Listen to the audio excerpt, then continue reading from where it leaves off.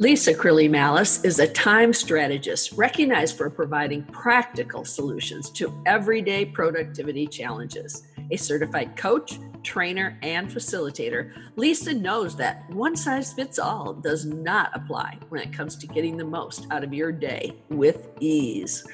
I'm looking forward to chatting with her. Lisa, welcome to the Sort of Success Weekly podcast, Grow Your Business with Speaking. Thanks for being with me. Totally my pleasure, Pat. Thanks for inviting me. Yeah, well, I just know that you have a wealth of knowledge to share with people about speaking and using it to grow your business. I know that you did a lot of speaking one year. How many were there again this speaking? 48. My goal was once a week, and I came awfully darn close. Yeah. So what were the key takeaways from that experience for you?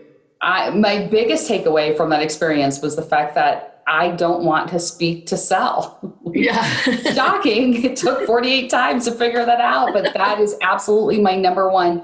I like to speak to educate. Mm-hmm. And I was not able to figure out how to speak to sell, whether it's speak to sell anything, things from the back of the room or one-on-one coaching. Initially, that was my plan. Mm-hmm. I wanted to present in order to book one-on-one coaching clients. That is not at all what happened.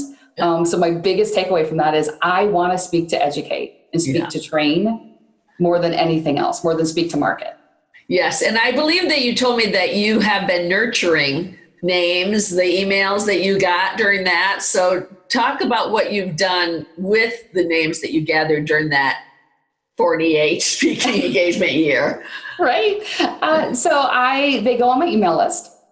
And then periodically I will run a free webinar or I'll do jump on a quick 15-minute phone call with me. If you have a question, I'll do some open Q&A sessions. And there are people who are on that list. That was, I think, 4 years ago when I did that massive amount who are now becoming clients. That was a very long period of time. Yeah. And do you think that they're becoming clients now because they're now ready, or are they just realizing the benefits of working with you now, or what? I think that people will hear something and they'll think, oh, I'm doing that. Mm-hmm. Or I know that, They'll say, I know that. Mm-hmm. But it doesn't mean they're doing it. Yeah. And then they'll hear it again a couple months later, and then they'll hear it again a couple months later, and then all of a sudden something happens in their life. Mm-hmm. There's a tipping point of some sort, whatever it may be. In my case, it's usually their business grew a lot all of a sudden, or they are taking care of aging parents, or right now, kids at home.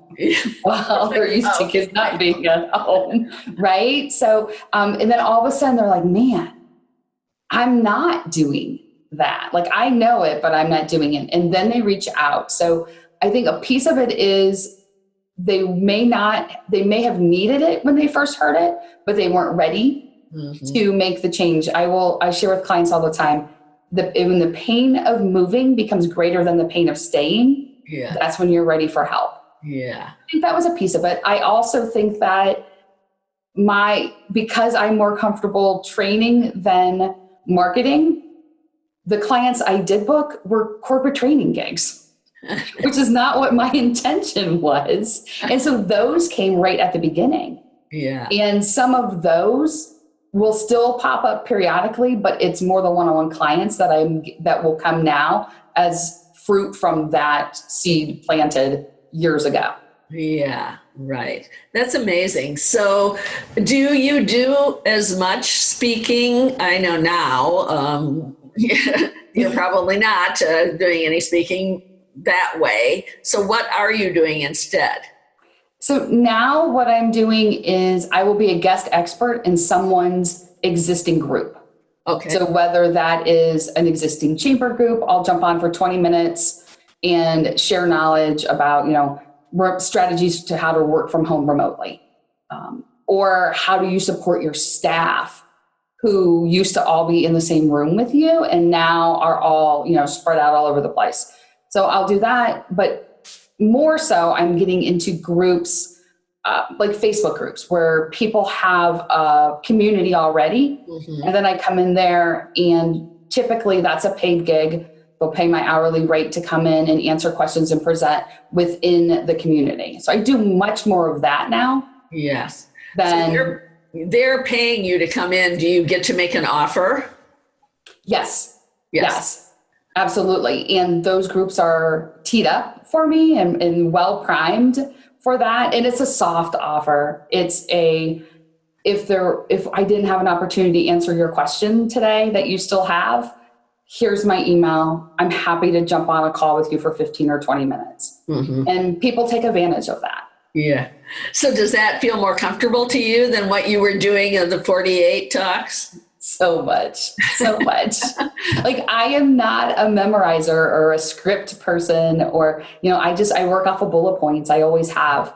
And I would have to force myself to memorize my marketing pieces in my talk. And they came off inauthentic. Like, I know they did, because I felt weird. Yeah. The way the audience didn't. So these people in the Facebook groups, do you have a way of following up with them, or are they just random people that are in that other person's Facebook group? Most of the groups that I'm coming into and speaking as an expert in, they have added me to their group. So I can continue to post.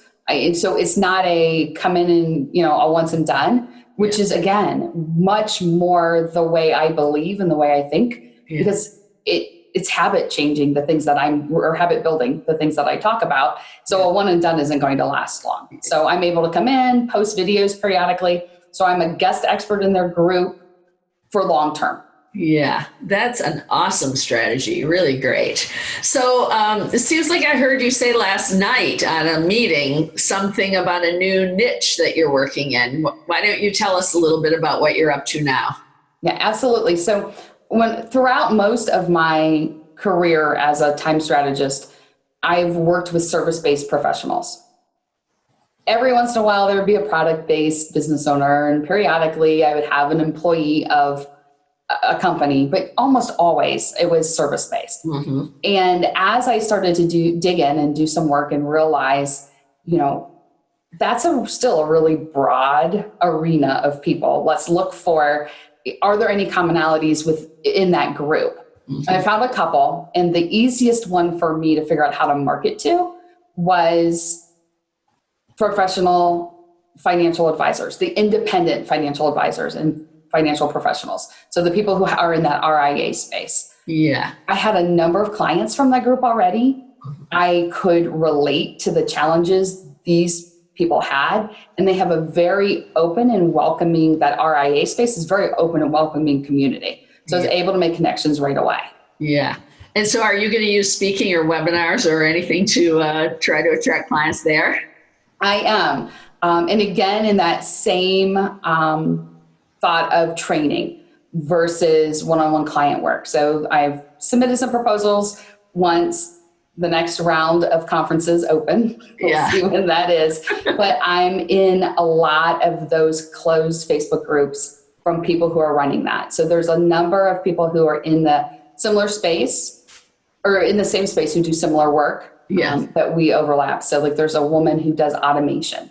And so she helps you automate all your products. And so it's a natural fit for us to work together. And so by being an expert in her group and then speaking for them periodically, it just works. Yeah, that's excellent. Well, one thing I always ask everybody who's on the podcast with me is, what are 3 traits that you think people need to have in order to be successful using speaking to grow their business? I think one is clarity around why you're doing it.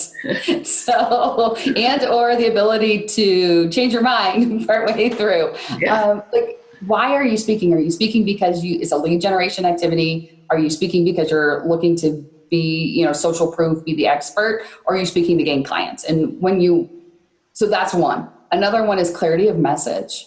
Like, what are you sharing with people? What are your steps so that you're leaving people with at least one aha moment? And then finally, engaging. No one wants to watch or listen to a scripted robot. Be authentic. Whatever that looks like for you, be authentic. If scripting and memorizing that is authentic to you, then do that. But if you come off like I did, like you'd memorize something and you were just trying to get your way through it, that's probably not a great trait. Yeah, great. Good. Thank you. Thank you so much. So how can people reach you? The best way is through my website. So impactivestrategies.com. Perfect. Well, thanks a lot, Lisa, for being on with me today. I really enjoyed it. My pleasure. Thank you, Pat. All right. Bye-bye. Thank you for listening to the Soar to Success, Grow Your Business with Speaking weekly podcast. For more information about using speaking as a marketing strategy, visit pataltvader.com.